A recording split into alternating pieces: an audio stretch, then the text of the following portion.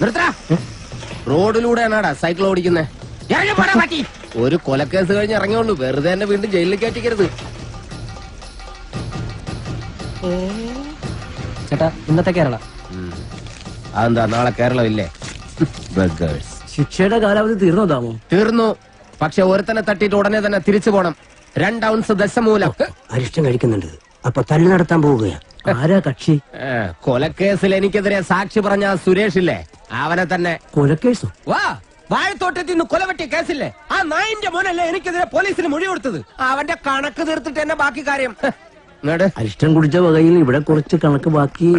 എന്തോ എങ്ങനെ? ഇനി കുറച്ച് ധന്വന്തരി കുഴമ്പെടുത്ത് വെച്ചോ. ആടി കഴിഞ്ഞ് തിരിച്ചു വരുമ്പോ എനിക്കൊന്ന് പുരട്ടാനാ.